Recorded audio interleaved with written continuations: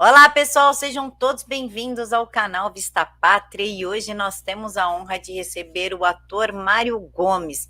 Ele que é reconhecido pela sua carreira artística e também porque sofreu assassinato de reputação dessa mídia podre, que não é podre de hoje, é podre desde sempre, e quando escolhe um alvo, eles promovem um dos maiores assassinatos de reputação, que foi o caso do Mário Gomes, que é também candidato a deputado estadual pelo Rio de Janeiro.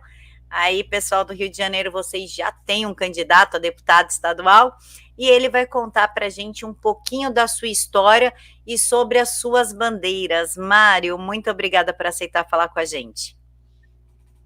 O prazer é todo meu, sou fã do programa de vocês, né, o do Alan, da avó dele, né, que hoje eu uso esse termo em homenagem à avó dele, que ele fez um comentário de que a avó havia reclamado que ele não estava a caráter, que ele estava assim, que ela gostava mais que ele aparecesse vestido de traje completo, né, passeio completo, um terno. Acho que fica bacana mesmo, ele é um repórter de primeira e dá mais peso, né, fica mais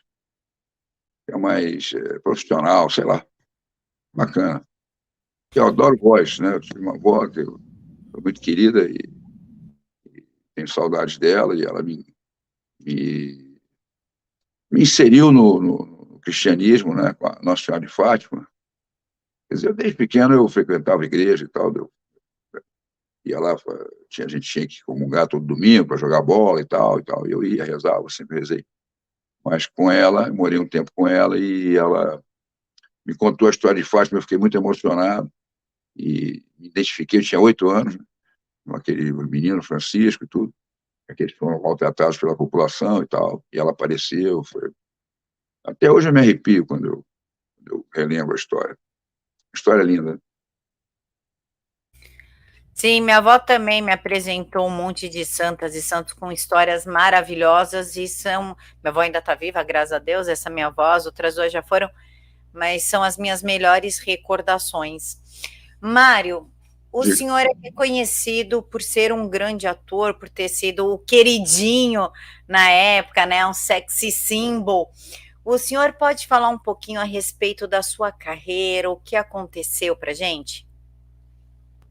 Bom, eu comecei,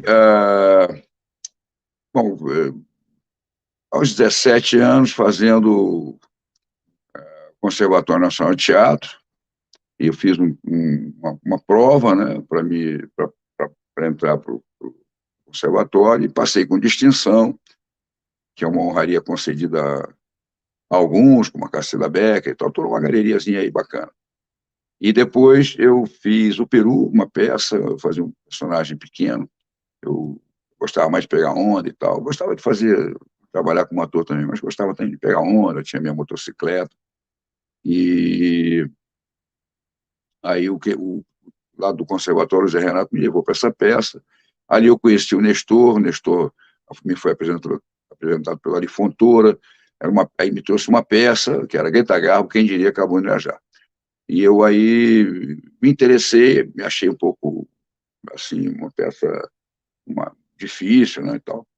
Mas eu falei, bom, eu vou tentar. E eu acabei, eu tinha algum dinheiro, consegui colocar na conta do Nestor, fazer um saldo médio, ele conseguiu algum dinheiro e nós fizemos uma parceria, uma sociedade, e começamos a levar a peça para frente, foi um sucesso enorme, ganhei tudo quanto é prêmio, e minha carreira começou ali, aí comprei uma lancha, ganhei muito dinheiro, aí fui morar em Búzios, né? E, e aí a Globo foi lá me buscar, porque o avô do Cine tinha visto a peça, e aí eu fui fazer a Gabriela, fui considerado o melhor de toda a Gabriela. Não sei se perceberam em mim a possibilidade de um novo galã, né? E já me deram esse prestígio todo, né? O Arthur da Távola me colocando como o melhor de toda a Gabriela, e por aí fora, e o Ian Michalski me colocando como o Sábado Magaldi, o Ian Michalski me colocando como a mais grata revelação do ano, o Gilberto Tumes, né, esse garoto que vai conduzir o espetáculo. Então as críticas foram espetaculares, e daí para frente eu virei o astro da Globo lá, até eles prepararem para mim Duas Vidas, né, quando eu me envolvo com a Beth Faria e tal. Aí, O senhor, o senhor foi vítima de assassinato de reputação por causa dessa história, inclusive. O senhor pode contar um pouquinho para a gente o que aconteceu? Porque a mídia naquela época, pelo menos a meu ver, né, não me recordo, eu era muito pequena, tinha um caráter mais sério, mais informativo. O que acabou acontecendo? Bom, a Globo já tinha, eu não percebia muito isso, mas a Globo já tinha lá as suas prepotências, né? E me lembro que destruíram a vida do Wilson Simonal por questões internas ali e tal, ciumeiras, ou então vaidades, né? E no caso, na novela, eu me envolvi com a Beth, eu era muito jovem e tal, e achei que era uma relação que me somaria para mim, que seria bacana e tal. E acabei me envolvendo, né? Até não foi, a iniciativa não foi minha, mas isso não é nenhum demérito, nenhuma. Né? E ela mudou um pouco o texto lá, eu fiquei meio assim. Aí o rapaz entrou, né? No momento, parou lá, e aí estão passando o texto aí e tal, eu falei, sim, estamos passando e tal. E tudo bem? Eu falei, tudo bem, fiquei meio assim, né? Mas ela me convidou para ir ver umas coisas, tá? Aí começamos a ter uma relação e ele não aceitava de forma alguma. Começou a fazer uma série de difamações a meu respeito e tal. Aquilo foi me deixando bastante inseguro. Eu era muito jovem, né? Tinha 21 anos por aí. E com isso acabaram tentando me afastar do processo mesmo, né? O Imperial tinha interesse em relação a um filme que ele não tinha conseguido sucesso, o filme da Greta Garbo, uma peça de grande sucesso, né? Mas ele fez um filme de qualquer maneira, uma pessoa meio sem. Não havia nele ele era um mercenário, assim, um sujeito que queria fazer produções, dinheiro e tal. Não tinha aquele interesse artístico, aquela coisa mais, aquela busca pela qualidade, né? Ele queria entrar numa espécie de produção e tudo. E o filme ficou muito ruim, ele não conseguiu liberação por falta de qualidade. E aí, depois de 4 anos, ele não queria nem fazer comigo o filme, quando eu vinha fazendo muito sucesso no Anjo Mal. Isso foi anteriormente a Duas Vidas, né? E aí ele conseguiu um atestado liberatório com Pono Chanchada e descaracterizou o filme completamente, né? A peça, né? Descaracterizou o meu trabalho. E aí um advogado retirou uns cartazes que ele fez de forma desrespeitosa, né? E ele não gostou, né? Porque ele era muito autoritário, muito imperialzão, pá, aquelas coisas. Da turma dos cafajestes, como o próprio Daniel, né? Também fazia parte da turma dos cafajestes. E aí o Daniel não gostava, não estava satisfeito, eles se juntaram e prepararam uma emboscada, falando mal do meu pai, né, que eu havia morrido já há 9 anos, e com a história da cenoura que saía desses jornais de periferia de Caxias, que era a Luta Democrática. E eu fui avisado da história do meu pai, porque o objetivo deles era criar em mim uma situação de limite para que eu tomasse, o que fazem hoje com o presidente, né?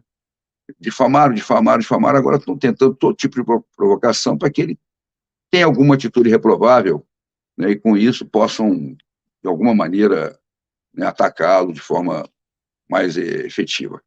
E aí saiu essa matéria, a posição é que eu tomasse uma atitude, os meus amigos, que eram da família Grace, tudo, não, vamos lá e tal. Eu falei, não vou fazer nada, eu sou contra a violência física. Foi o que me salvou. Porque se eu fosse lá, porque a história da cenoura é engraçada, eu ri quando eu vi, né? Mas a história do meu pai, não. Eu estava magoado com aquilo, né? Fiquei muito triste, muito chateado, muito sem saber o que fazer, era muito jovem, né? E tinha que tomar uma atitude e tudo. E fiquei muito abatido, mas fiquei por sorte, eu não tomei nenhuma atitude mais intempestiva, né? E isso me salvou, porque senão iam achar que eu tinha ido lá por causa da história da cenoura e que eu seria uma pessoa antissocial, então essa é a história. E aí morreu aí, porque, quer dizer, não morreu, mas o pior foi a perseguição profissional, muito pior que isso, porque isso aí eu passei, isso passou, quer dizer, ficou, né? Mas não permitir interferir, né? Tratar mal os meus amigos. Então eu queria sair da Globo, por isso eu comecei a me meter com música e tudo. Eu faço música hoje ainda, né? Estou aí com um trabalho bom aberto, graças a Deus, e vou vir aí de novo para cima aí da mídia com os trabalhos novos, né? Mas na época eu queria sair da Globo, porque os meus amigos eram maltratados por ele, e quem ele visse comigo ficava numa situação ruim, então eu me sentia muito mal, apesar de todo o sucesso e tudo. Mas aí depois ainda voltei, voltei fazendo, perdão, Guerra dos Sexos, né? Jogo da Vida, Guerra dos Sexos, Vereda Tropical. Perdão, mas me deu um pigado, eu estou trabalhando muito com a campanha, né? Então falo muito, acabo ficando um pouco rouco. Né? Mas eu vim ainda com a Vereda, que é o maior sucesso de todos os tempos da televisão brasileira, está aí de volta aí, está no ar agora. A Vereda, a Guerra dos Sexos no Viva, a Vereda no Globoplay e a Favorita, às 5h30 da tarde. Eles estão precisando de mim ainda hoje. Né? Você vê 3 novelas no ar, que são as minhas 3 novelas, as melhores novelas que houve.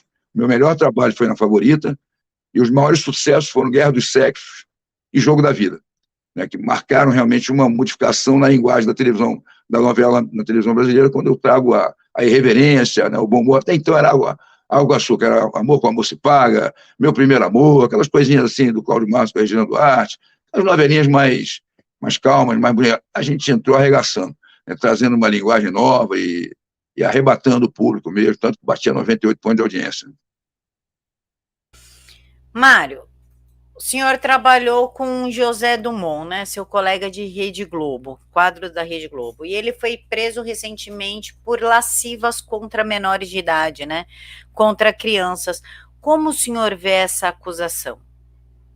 Objetivamente, se houve culpa, né, se for constatada a culpa, é cadeia. Né, tolerância zero. Né, isso é um crime hediondo. Com criança não se brinca, né, nem com a família, são intocáveis. Né? Então, criança é uma coisa muito séria, né, porque isso gera um conflito e um inconformismo, uma situação que vai levá-lo, vai traumatizá-lo para o resto da vida. A cadeia, se for culpado. O senhor falou da novela da Rede Globo, eu vou pegar um gancho aí, né, um pouquinho fora da pauta. Que chegaram com 98 pontos de audiência, trouxe uma linguagem nova. E aí há um debate intenso que a Globo usa as novelas para engenharia social, ou seja, para normalizar relações incestuosas, cara com amante, até, eu não sei como é que fala casal com 3, o pessoal tem uma linguagem que eles falam isso, trisal. Swing. Oi?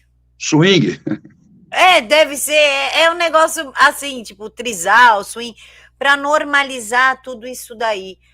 O senhor tem a mesma impressão que a Globo usa as novelas para perverter a sociedade? Olha, eu acho que a Globo faz parte dessa Agenda 2030, né? Ela é mais uma empresa comprada para essa BlackRock aí, para esse Vanguard, né? Essas empresas que controlam o mundo hoje, né? Que mandam em todos os setores, né? Essa BlackRock tem 11 trilhões de dólares dentro do Brasil, o nosso PIB é de 1 trilhão, quer dizer, eles realmente têm uma influência muito grande. E tudo na Globo é dinheiro. Ali é tudo dinheiro. Dinheiro e dinheiro e dinheiro. Então, eu acho que, sem dúvida, é eles que comandam, né? Aí as orientações vêm de cima para fazer com que a sociedade se desorganize, né? Eu acho que é por aí. Eu acho que o objetivo é o controle e tudo é feito para isso, para que haja uma destruição da família, né? Essa coisa da ideologia de gênero, tudo isso é com objetivos escusíssimos, né? De uns canalhas, de uns sujeitos que ganharam na loto e acham que podem mudar a humanidade. Inclusive, Mário, muito se fala nos tais testes do sofá da Rede Globo, e teve até uma história de um quartinho com cocaína. Agora eu não lembro quais são os atores que trouxeram isso a público, mas eu lembro que foi numa live, e foi um boom isso daí, começou todo mundo a compartilhar e tudo. Isso é verdade, é mentira? O que o senhor pode contar nesse escopo ali de bastidor? Olha, é uma promiscuidade menor, né? Uma coisa pequena, promíscua, né? Mas existe, sem dúvida, tanto homo quanto hétero, né? Eles usam muito essa coisa a pessoa se sente, a palavra está me fugindo, mas há um glamour, né, em relação em torno disso, para que a pessoa se sente compelida a ser usada, né, sexualmente para conseguir certos espaços, né, alguma projeção, né, e acaba em depressão, como muitos colegas que eu já vi, né, precisando usar da análise, da psicanálise, para se livrar das consequências dessa, desse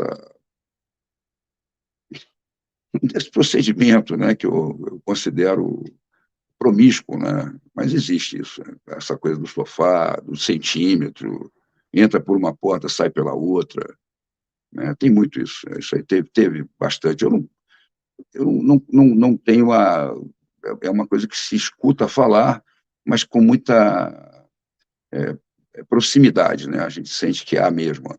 Isso acontece, sem dúvida. Vou pegar um outro gancho aqui no que o senhor falou, da fatídica história da cenoura, que foi uma retaliação, né, por conta do seu relacionamento. O senhor era sexy symbol, né? Era o sonho da mulherada. É como foi o Mário Frias ou o Cláudio Heinrich na minha época, né? Toda menina queria namorar eles. A gente pode dizer também que essa história talvez tenha sido usada também como uma forma de quebrar paradigmas. O galã da novela, o desejado pelas mulheres, faz práticas ainda não totalmente aceitas na sociedade, e isso quebraria algum tipo de paradigma ou não? Não tem nada a ver. Olha, pelo que eu sei, o Daniel era um estudioso daquelas biografias hollywoodianas e tal, né? Ele gostava né? Como ele não deu certo como ator, e ele mesmo fala isso, que ele se transformou em diretor para poder se autoescalar, né? Então ele lia muito essas biografias. Ele sabia o que poderia melindrar, né? Ou mesmo manchar, né? Eu não vou usar a palavra denegrir, porque não pode, né? Essa bobagem, né? Mas manchar a imagem de alguém, né? E como ele queria que eu me afastar do processo, porque ele não queria que soubessem que eu estava com a Beth, né? E o Imperial queria relação ao filme, então eu acho que foi uma coisa menor. Foi com o objetivo de me afastar, me transformar em alguém antissocial. Eles esperavam que eu tivesse um comportamento reprovável, que eu fosse lá, porque quando era mais novo, eu tive uma briga com um rapaz por uma questão, até porque o Wilson Simonotti falou, isso aí, vão comer a tua mina, o cara falou para ele. Foi uma historinha que houve com uma noiva, que eu tinha, uma namorada que eu tinha, e eu tive uma briga com o cara, acabei dando um soco no cara, e isso teve uma repercussão. Mas eu não era de briga, foi uma coisa pontual, né? E, e ele achava que eu ia ter uma atitude semelhante. E com isso eu ficaria mal visto pela sociedade, né? Seria um gesto antissocial, e eu me transformaria em alguém antissocial, um cara que não que brincam com ele ou levam ou falam alguma coisa, ele tem uma atitude, né, reprovável, né?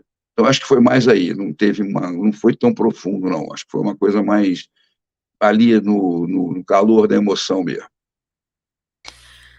O senhor trabalhou na Rede Globo, meio artístico, faz música e tudo. O senhor se considera um conservador? Por que que o senhor acredita ser um? Eu sou pai de família, né? E acho que a família é a base da sociedade, né? A família vai mal, a sociedade vai mal, né? E eu acho que a gente tem que defender a família, tem que defender o cristão, né?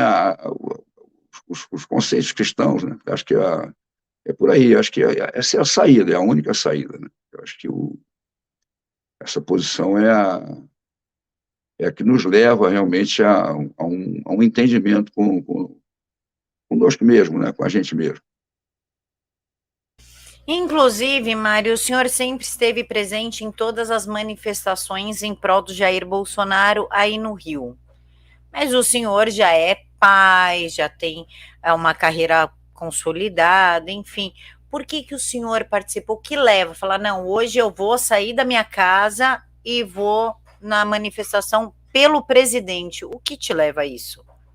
Olha, eu sempre acompanhei o presidente Bolsonaro, quer dizer, antes o deputado, eu sempre acompanhei, sempre participei, sempre percebia o comportamento dele como diferenciado, né? Em várias situações, né? O próprio Joaquim Barbosa já falou sobre isso, que o único que não tinha, o próprio aquele Fernandinho Beiramar, e muitos outros, inclusive em relação a não receber certos presentes, né, que são sempre suspeitos, né, assim, temerários, né? Ele não aceitou carro e tal, isso tudo a gente vai percebendo. Quando ele se candidatou e vinha a presidente, eu me prontifiquei a ajudá-lo, quer dizer, a ser mais uma pessoa, mais já que não tinha artista nenhum, porque os artistas estão todos, eu, graças a Deus, nunca nunca puxei o saco de ninguém, né, e não tenho, nunca dependi de lei Rouanet, nunca usei o dinheiro público, né, para nada. Então, a minha vida sempre foi pautada pelo meu trabalho, pelo mérito, né? E eu via nele isso, uma pessoa que estava lutando contra um sistema, né? E eu queria apoiar aquele tipo de pessoa, né? Que tinha a ver comigo, que eu me identificava, né? Eu me identifico até, eu acho assim, na própria, na intuição, né? A intuição que ele tem, eu também me sinto um pouco parecido, desculpa aí, não quero me comparar ao nosso mito aí, que hoje é um ser mundial aí, uma pessoa que é querida no mundo inteiro, né, e cada vez mais, né, é o maior presidente do Brasil de todos os tempos. Mas me identifico com ele, então resolvi apoiá-lo. Só me preocupei um pouco com aquela reunião ministerial, que é uma coisa íntima, e que estava aquela conversa toda de vazamento, vazamento, vazamento, vazamento, e quando vazou, né, a única coisa ruim foi o cara falar que a Bandeiras estava pedindo dinheiro. A Bandeiras é outra que faz parte dessa BlackRock aí, dessa vanguarda, aí, desse globalismo, né?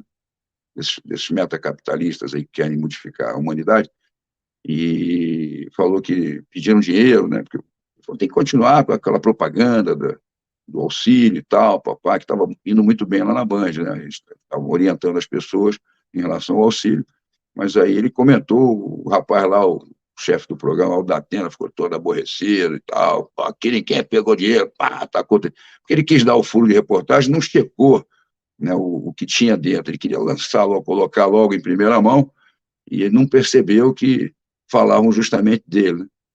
E não teve nada ali. Ali eu falei como espectador, falei, pô, se for essa a reunião que tanto falaram, essa reunião reelege o meu presidente, certo? Então é isso. Estou com ele no ar. E ele vai ser reeleito, graças a Deus, em primeiro turno, de acordo aí com que as pesquisas, o Datapovo, né? Pesquisa Datapovo, que a gente está vendo nas ruas ali. Graças a Deus, o presidente ganha em primeiro turno, se Deus assim quiser. Inclusive, Mário, eu queria saber, já que você está aí, vai concorrer, não, está concorrendo, quase eleito, a deputado estadual, o senhor vai ter contato com uma coisa chamada Supremo Tribunal Federal no seu pé, né? Porque é de direita, apoiador do presidente Bolsonaro, não vai ficar fácil. Como o senhor analisa hoje essas questões de censura e perseguição vindas do Supremo? Um certo incômodo, né? Sinceramente, porque eu acho que ele extrapola, né, as suas prerrogativas, né? Suas atribuições, né? Eu acho que o Supremo hoje está invadindo as outras áreas de forma abusiva, né? Eu acho que os poderes são independentes, né? Cada um soberano na sua qualidade, legislativo, ele atropela o legislativo, ele atropela o executivo, ele vai lá para fora ficar bravatando, né? É insuportável do ponto de vista cidadão, né? Porque não é assim que a banda toca, né? Eu acho que o Supremo devia ficar restrito às suas atribuições, né? Ele está passando dos limites, né? Está criando insegurança na, na nação, né? Está deixando o povo descontente, né? Desconfortável, né? Digamos assim, para não ser mais enfático, né? Eu acho que a coisa, cada um no seu quadrado, certo? Cada um no seu quadrado. Perfeito. Inclusive, o senhor, como candidato do Rio de Janeiro, nós estamos vendo aí uma violência endêmica no Rio, por conta até de uma decisão do Fachin, de que a polícia não podia subir nos morros em época de pandemia, e aí parece que o crime fortaleceu. Estou falando parece, porque eu não moro no Rio de Janeiro, para sentir essa movimentação. O que o senhor pretende fazer, caso seja eleito, a respeito dessa violência que está tomando conta do Rio de Janeiro? Bom, a gente tem que fortalecer a família, eu acho que a família, essa desestruturação que eles propõem, quer dizer, que já vem trabalhando. Outro dia o cara até falou que isso é uma coisa antiquada, né? Isso é uma coisa antiquada, o Nine, né? Falou que é uma coisa antiquada e tal, mas para ele não é. Né? Ele fez um casamento aí burguês, todo dentro dos padrões, menininho vestido de azul, uma coisa absurda, né? Eles querem para ele o que eles não querem para a população, né? É muito triste ver uma pessoa embarcar numa canoa furada dessa e, de uma certa forma, como paus mandados que são, terem que levar adiante essa agenda nefasta. Então, eu vejo que a desestruturação da família e dos princípios morais, né, é que leva a essa confusão, né, e esse conflito. Eu acho que a, o equilíbrio, né, e o bom senso ele está baseado aí também, né, e eu acho que se o criminoso ele tem que receber um enfrentamento policial bem treinado, um policial com bons salários, bem pago, né? Um policial e pronto, e o policial vai botar ordem na casa. Esse sim é o que tem que nos defender. Mas como há uma política toda favorável à bandidolatria, né? Principalmente aqui no Rio de Janeiro, né, porque eles querem o quê? Eles querem colocar os bandidos para tomar conta da população, como é na Venezuela. Né? Então, eles estão promovendo, então os caras estão se entusiasmando, né? E estão acreditando nessa história de que bandido é o certo. Né? E não é. O bandido não é necessário. Né? Necessário é um bom programa social, né, é o emprego. Né? Esse é o melhor programa social.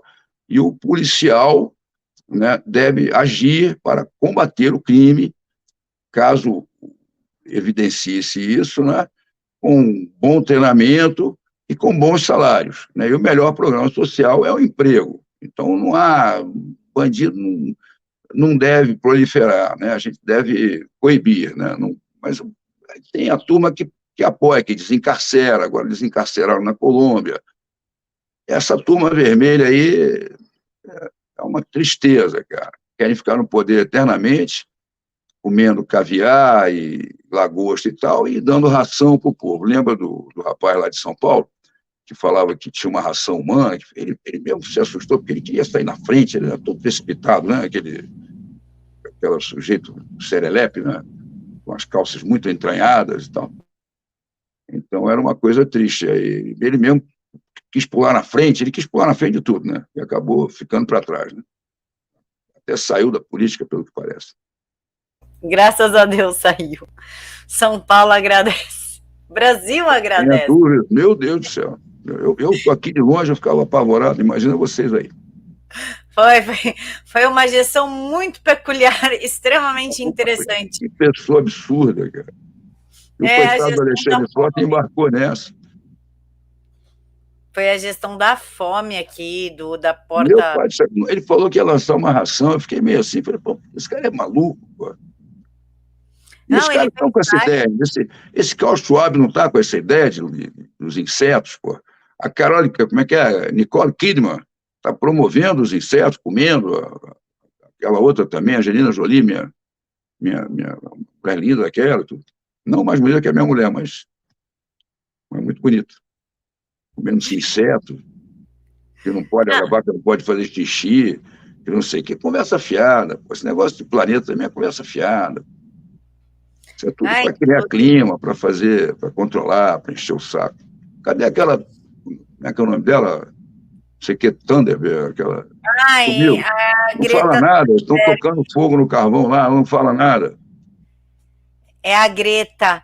Agora, How dare you? a Greta, né, a Greta, agora as feministas, pô, então a primeira-dama não pode participar. Que coisa horrível, é uma coisa, como é que se chama? Hipocrisia, né? Uma coisa absurda, uma coisa absurda. É na cara dura, na cara dura. Falam o que não falaram, dizem o que disseram. Né? Aí o chuchu aí, como é que tá esse chuchu aí? Chuchu com Lula, Lula com chuchu agora. Será que dá certo? Eu comia chuchu com camarão, com Lula. Eu acho que se ganhar vai ficar meio indigesto pro povo Nossa Senhora, brasileiro. mas não tem a Porque ele é menor padrinho possibilidade. político do Calça Apertada, inclusive. Meu pai do céu. É, ele que botou Que o Calça coisa, como é que Apertada no... pode as pessoas viajarem, né, dessa forma na imaginação? E coitado do Alexandre Frota foi convencido. Eu tentei avisar ele, falei, pô, fica na tua, cara. Mas é difícil. Né? O cara deve ter feito. Eu acho que é muito uma questão de caráter também.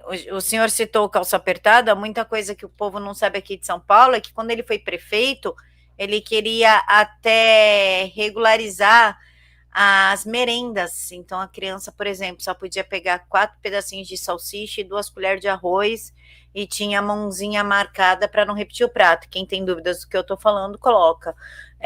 João Dória, prefeito, controlar merendas, que vocês vão ver que inclusive saiu na Folha.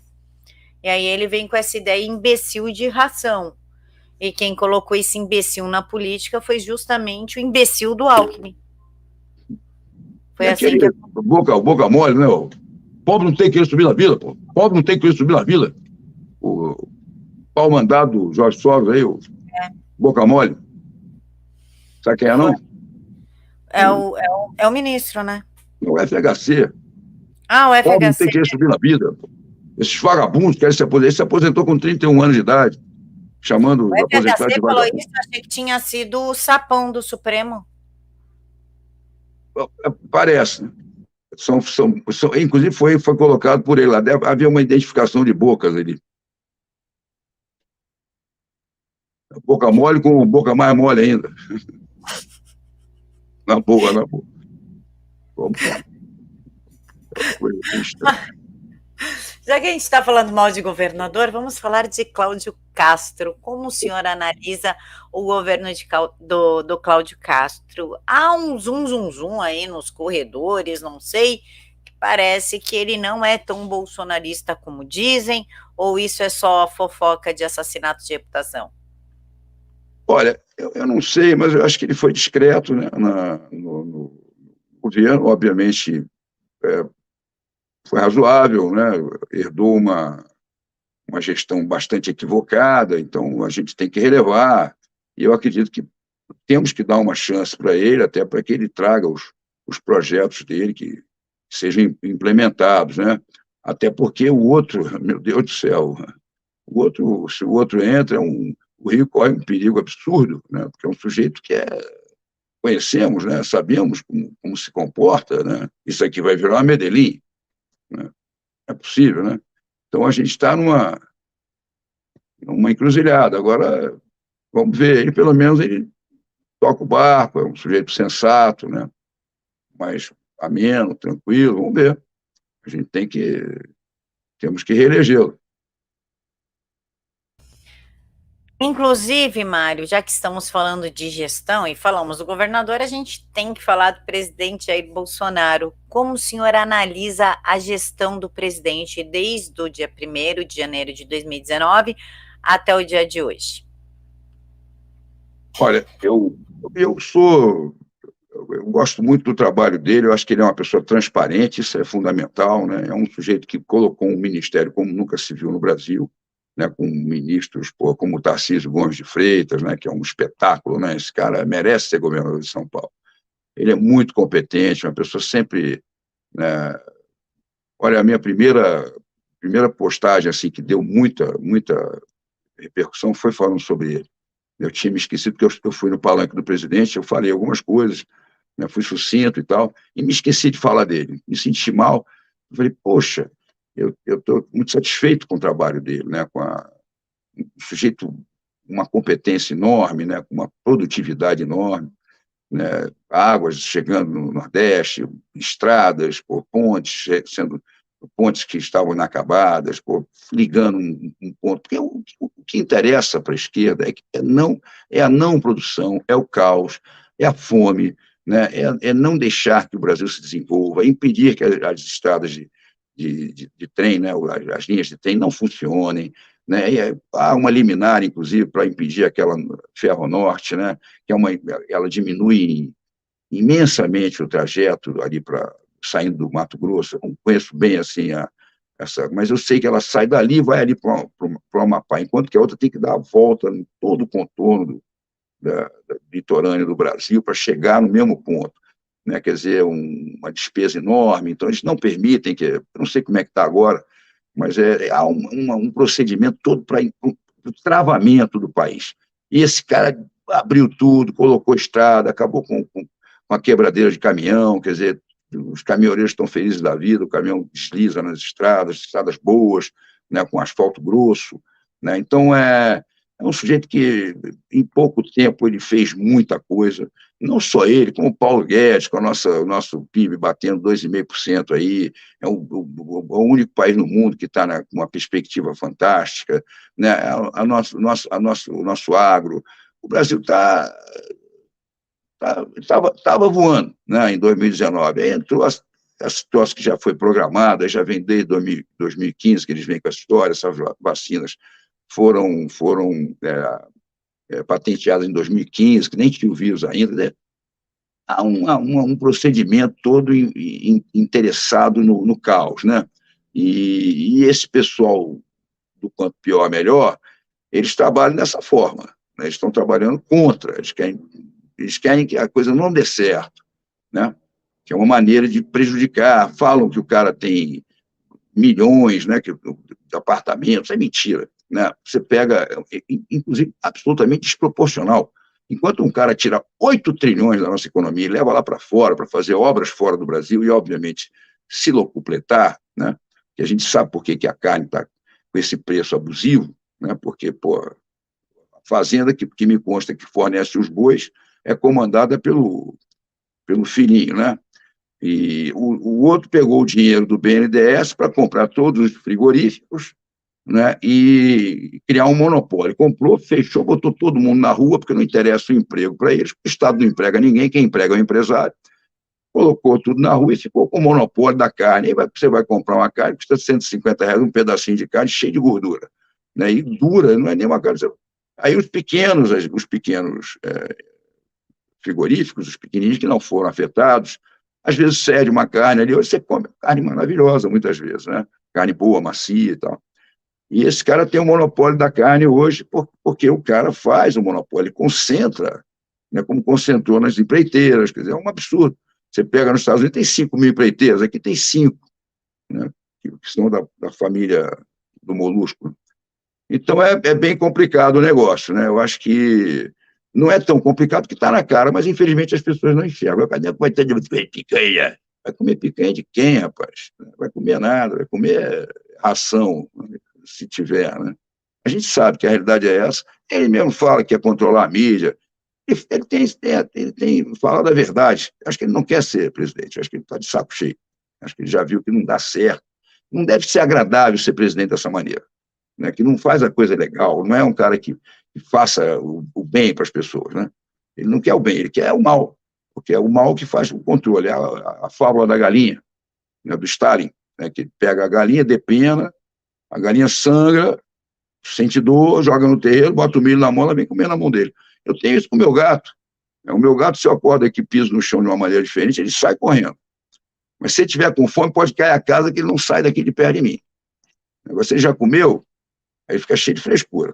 Se estiver com fome, desaba o prédio aí, pô, não tem problema nenhum. Então, eu acho que é meio por aí. Então, a fome, né, tem um texto até do Wills, que o seu alvo não é o cérebro, é o ventre. Né? O ventre é forte, né? O ventre não escuta argumentos, porque o argumento pode ser modificado. Né? O ventre só sabe desejar e nunca fica satisfeito por muito tempo. É aí que eles pegam, é na fome. Né? Fome e destruição. Foi por isso que essa moça aí atrás se queimou. Ela botou uma bandeira vermelha na Paulista, marcou, né, um escrito, em vez de ordem e progresso, como tem a nossa querida bandeira aqui atrás de mim, né, colocou fome e destruição. E aí mostrou quem ela é, né? Aí um boletim gostoso, mas ninguém está achando esse boletim gostoso. Aí o povo se revoltou com razão. Sim, sim. O senhor falou da bandeira, da destruição, eu lembrei da menina da CNN que não sabe que atrás da bandeira, na bandeira está escrito Ordem e Progresso. Ela Entendi. falou, uma menina na CNN, jornalista, ao invés de falar que na bandeira estava escrito Ordem e Progresso, ela falou outra coisa. Peraí, como um jornalista não sabe o que tem na própria bandeira do país? Aí a gente vê o nível da mídia, do ensinamento, né? Na época que eu fazia a faculdade de jornalismo, já tinha um viés meio esquerdista na coisa, mas não de emburrecimento. Hoje a gente já percebe que além de esquerdista vem um emburrecimento junto, né? É uma coisa curiosa o que aconteceu nos últimos anos.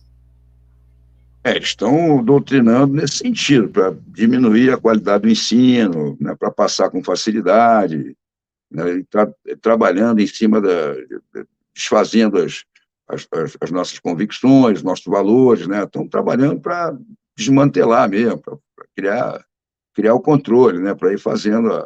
Já vem uma agenda, mas eles não vão conseguir, porque o homem ele é empreendedor por natureza, o ser humano, né? Ele quer empreender, os caras não querem, eles querem a coletivização, né? E o comando absoluto, como é na Coreia do Norte, lá, Coreia do Norte, né? Do Xi Jinping lá, né? Que é um horror aquilo. Então, sei lá, é por aí. Acho que a gente já está bem consciente, graças a Deus, uma consciência bem maior, né? E eu acho que não vamos aceitar de forma alguma o escravismo aí. É por isso que a gente tem que ter a nossa arma. Assim. Nossa arma é muito importante. E caiu em. Você vê, não é nenhuma questão, é uma questão até lógica, porque se diminuiu em 30% o índice de criminalidade, a arma é absolutamente viável. Né? Você tinha 60 mil assassinatos, agora você tem 40, né? Caiu em 30% num período. Né? Então, depois que começou a arma ser liberada. Né? Inclusive, Mário, você tocou num ponto, né? A gente tocou sobre a mídia, e aí eu lembrei. O Molusco, né, o Nove Dedos, ele fala muito em regulamentação da mídia toda, não é só das redes sociais, é de toda a mídia. E os jornalistas apoiam isso. Só que até onde eu me lembre, o nosso dever é lutar pela liberdade plena de expressão e pela livre informação. Como o senhor vê um grupo que vai virar comida daqui a pouco, lutando em nome de seu algoz? Tipo, me coma, me coma. Como que o senhor vê essa relação meio que autofágica? É uma coisa meio histérica, né? Eu acho que eles entraram numa vibe, né? E não estão atinando muito para a realidade, porque é, esse tipo de procedimento ele é realmente como é que chama? Ele é voraz, né? Ele é voraz, ele não, não se detém. O mal, ele nunca recua, né? O mal é covarde, mas ele não recua. Se não se fizer nada, ele vai avançando com aquele sorrisinho da hiena, né? É bem por aí. Mário, voltou meu microfone. Mário, por Diga. que o senhor, então, se considera um aliado do presidente da República? O que faz o senhor querer falar, não, eu sou um aliado, eu vou ser um dos melhores ou melhor soldado dele dentro da Alerj?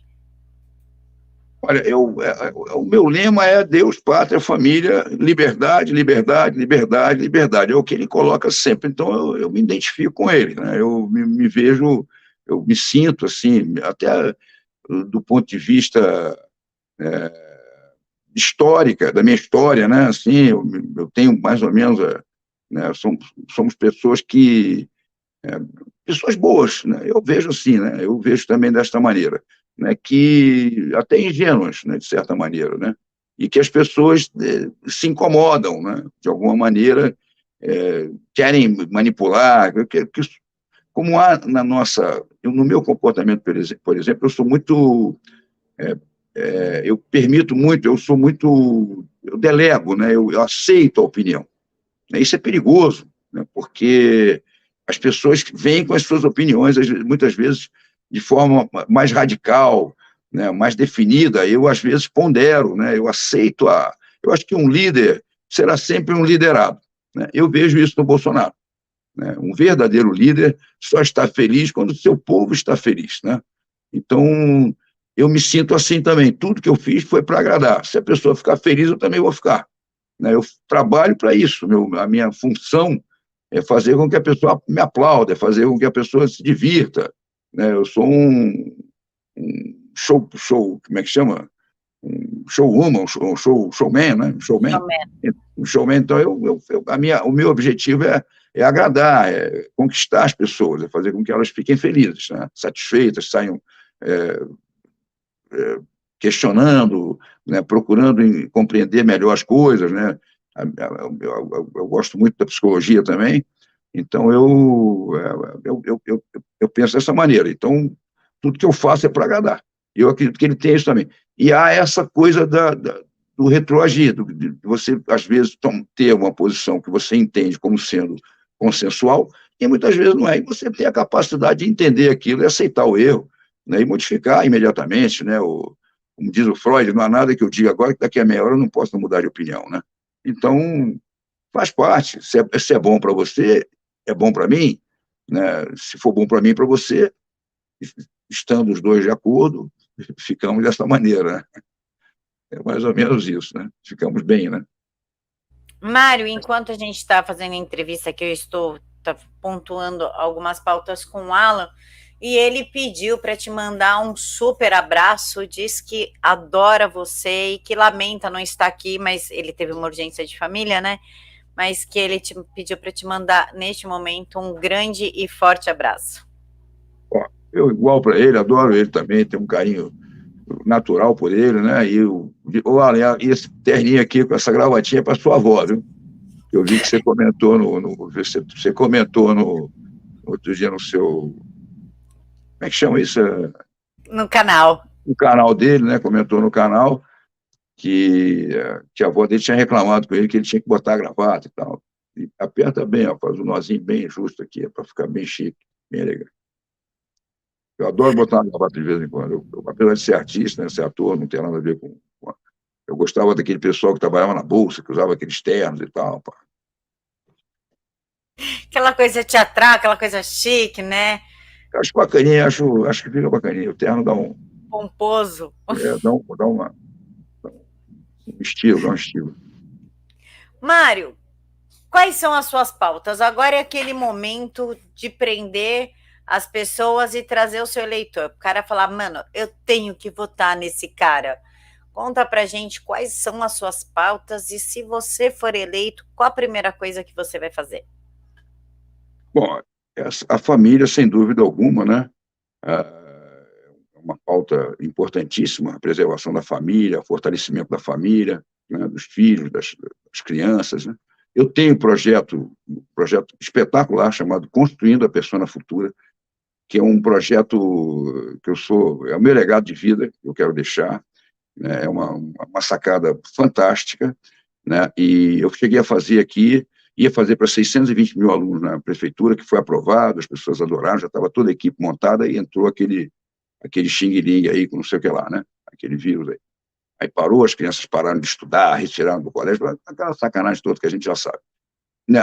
Sem dúvida, a escola sem partido, escola estaria. Inclusive, esse meu projeto, são performances que a criança faz, extremamente lúdicas, né? Ela faz aquilo que ela gostaria de fazer na vida adulta, não tem nada a ver com ser artista. Né? Na minha célula de 90 alunos, só tinha uma menina que queria ser atriz, eu expliquei para ela, conversei com ela sobre isso, as outras, uma queria ser policial federal, outra queria ser advogada de direitos humanos, e ela vai fazer uma performance de 1 minuto daquilo que ela acha que ela gostaria de fazer. Mas ela vai fazer 30 performances durante todo o currículo escolar, né?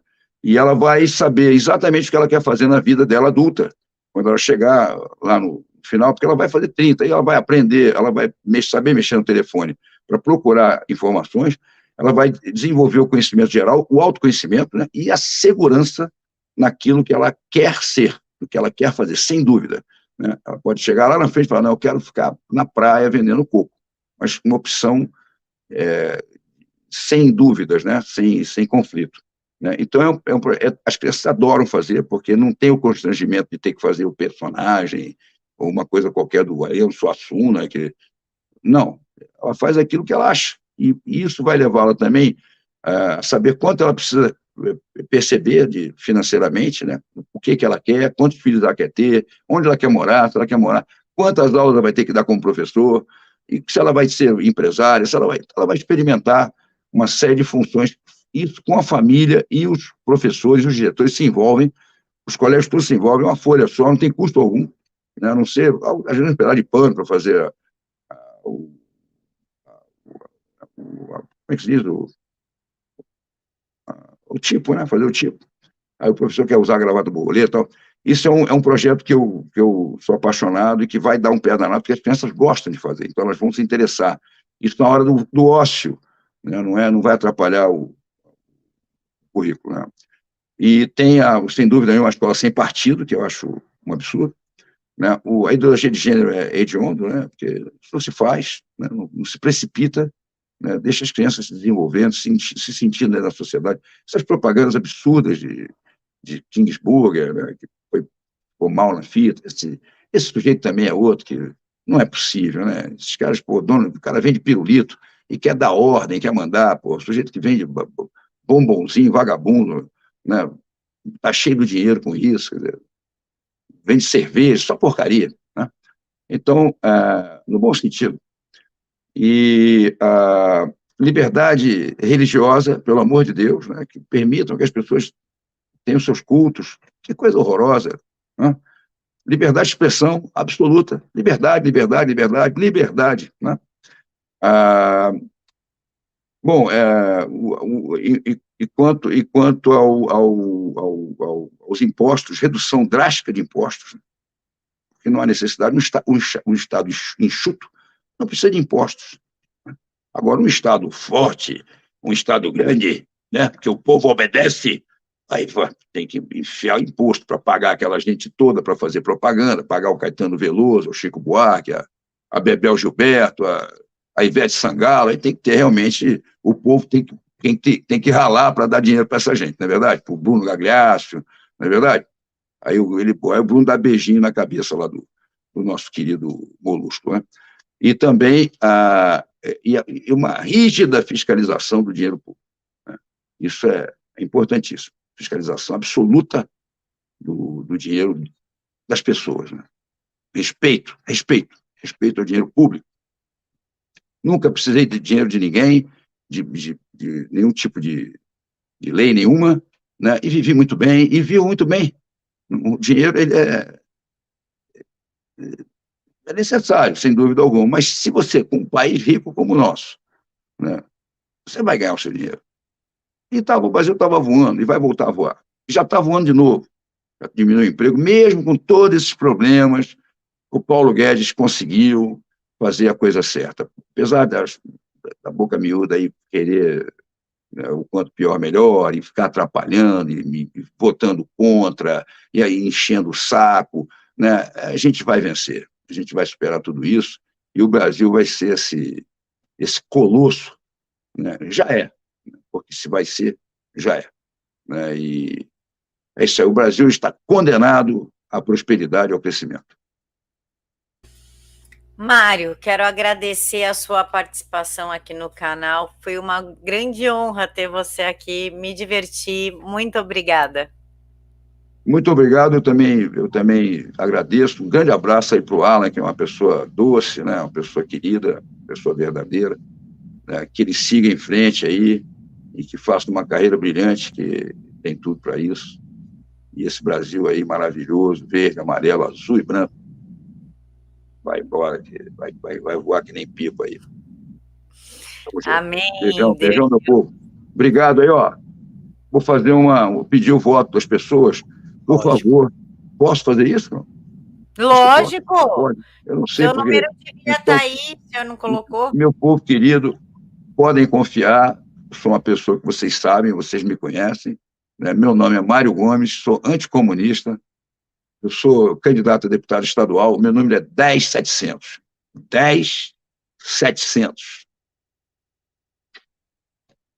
Sensacional, Mário. Pessoal, curte, compartilha o vídeo, porque o YouTube está tirando a nossa relevância. Ah, Camila, não aguento mais você falando isso. Eu concordo, também não aguento mais falar. Mas realmente está acontecendo por conta aí dos acordos com as plataformas do TSE, STF, plataforma, eles tiraram completamente a relevância do pessoal da direita. Então, curte, compartilha o vídeo, manda nos seus grupos de WhatsApp. E tem pessoal que vem me pedir: posso cortar um trecho do vídeo? Pode. Pode usar o material como você quiser, desde que você não tire do contexto. Deixando no contexto, ok, está liberado para todo mundo. Fiquem todos com Deus, pessoal, e até mais. Tchau. Amém.